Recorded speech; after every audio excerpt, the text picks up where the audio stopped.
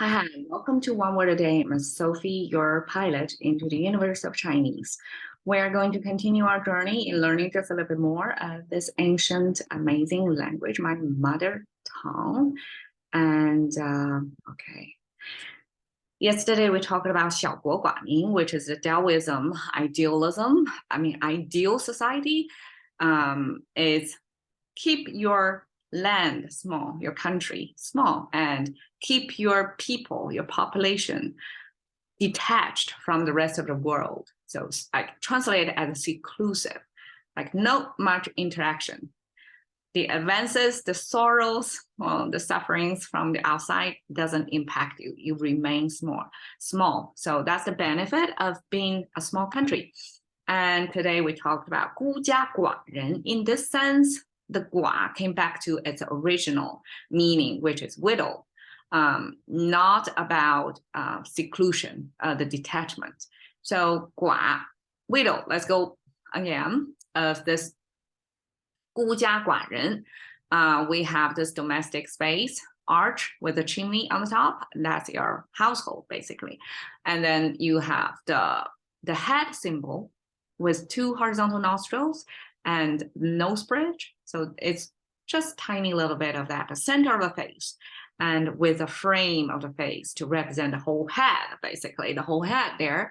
And then with two tiny little legs dangling below, almost look like in proportion wise, like the concept of bay, the seashell. So we have a big shell on top and the two dangling little legs below to indicate there are living things within that shell. And here is this living thing is the human with oversized head attached to the body. So it's somebody who is big-headed. And then we have the cut, the knife symbol with the things got the result of a cutting. So separation of the two, separation of an entity into two. So that's the cutting action.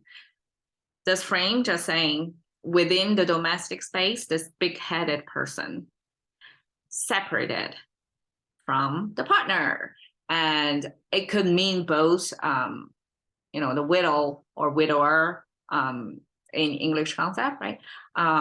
So either the surviving husband or wife would be considered widowed. Okay, now we come to the 孤 concept. If this is about singled, left behind by your partner, this 孤 is left behind by your parent, is cross-generational left behind. This is interpersonal left behind. Okay, 孤, we have this children symbol, which is this baby head. We use a circle to signify a baby head and the torso of the baby. There's no leg depiction because a lot of times a baby could, it's not much of a walker yet. So legs were not emphasized, just this torso. But the hand of the symbol, the baby can be expressive, right? This is a pick-me-up position, baby holding up hands. How, universal is that? So that's the baby. And then we have the 瓜, the melon, generic melon symbol over there. So it's a visual depiction of how the melon growing, like hanging over there. That's how melons grow, it's above ground. If it's above ground, it's melon, right? If it's underground, it's a root. So, I don't know much about agriculture or grocery. I bought it at a store. I don't really see how a melon's life look like, but apparently Chinese capture that in this icon. And why a melon plus a baby becomes orphan? I'm imagining because a melon, when it grew like that, dangling off the vein of something, it almost looked like it doesn't have parents, right? It's just growing on its own, coming from a vein of something, but that's something, the parenthood, was missing from this picture. That's my best interpretation. So orphan actually in ancient Chinese, to be specific, it means the children missing their father. If the children was raised, wrong grammar. If the child was raised by mom, they would still be considered orphan because Chinese culture, at least back then, is paternal society. Even today, paternal society. Just look at the cabinet of Chinese ruling party. It's mostly dominantly male figures there. And so for paternal society, the definition of if you are orphaned is by the missing of the father. The mother was not emphasized there. It's like missing mother. If you still have a father, somebody who can fund your growth or something like that, you're good. You're still not orphaned. But if you're missing a father, that's the missing that defining you to be an orphan. When I learned about this, I was angry, but of course, that's language, that's history. And that's how the society back then view what would be the qualifier to be an orphan. But in contemporary Chinese, like nobody looked that further deep into the original assignment of, or the definition of orphanage is not an orphanage. Orphanage is the housing of orphans, right? So orphanhood, but in contemporary Chinese, when we say somebody is a 孤儿, pair it with a generic term for 儿, actually is son, and extend it as a generic term for children. So if it's orphan children, that means both parents are not there. It's under the contemporary legal system. Like if someone is considered an orphan, it's both parents missing. At least we see some progressing of society there, right? So ancient time is father missing, that's already an orphan. Okay, so 孤 paired with 家 home, you can see the same structure as 寡, it's a domestic space with this arch and a chimney on the top. But what will be considered a home? That there is an interesting visual over there. This is a pig image with 4 legs and a tail, and the head horizontal line simplification, but that's our pig symbol. Why a domestic space with a pig would be a defining image of home?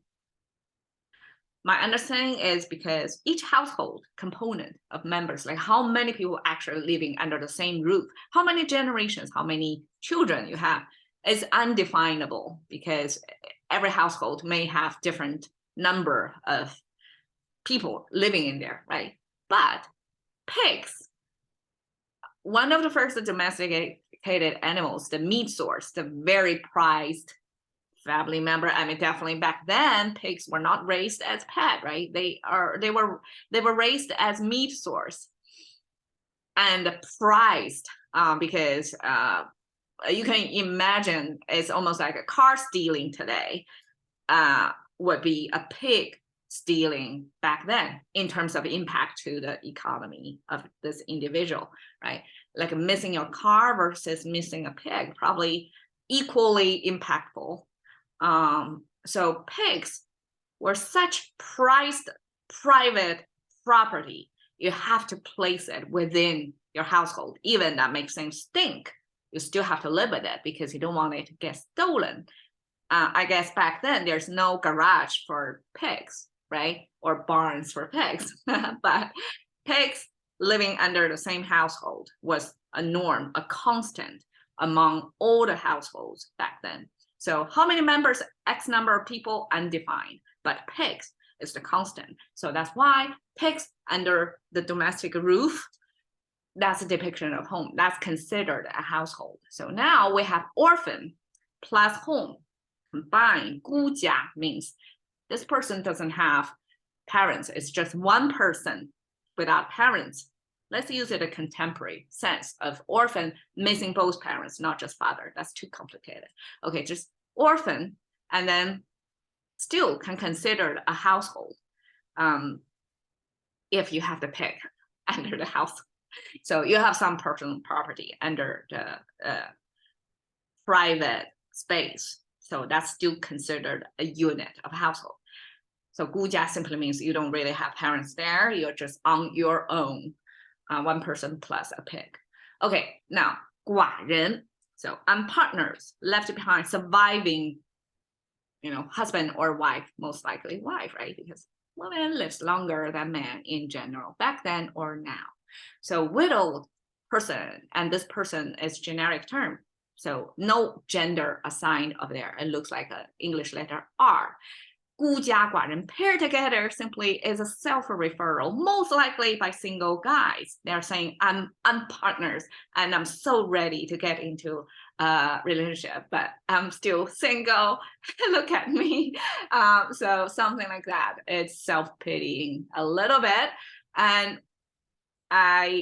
when I was searching like how 孤家寡人 was used as a set phrase in the contemporary Chinese language, this poster from a song by Taiwanese artist back, I don't know, in the 80s or 70s. I didn't really look deep into that, but I read a little bit of the song lyrics of it. It's full of self-pitying, full of this perplexity of how even to approach females to get rid of this singlehood. But this guy was kind of puzzling over, he's saying no, like rejection, like how even to break that barrier of getting started with someone. I'm sure like today, if he's puzzled, he can search YouTube and find plenty of advice over there. But back then, before the social media time, and probably before even, self-help, or all other kind of a supportive system, free resources out there, this person was simply capturing this feeling of 孤家寡人, like me, almost like an orphan. I'm on my own and I'm so single. I'm unpartnered. So 寡人 doesn't mean you get married and your partner died. In this case, it means you're unpartnered. You unpartnered. And I like this big-headed image. It's like the head portion is outsized than it's the head outsides the body by so much. That means somebody is big-headed, somebody who is so much in their head, like overemphasizing this being single. So in contemporary sense, 孤家寡人 doesn't really mean you're widow or you're orphaned.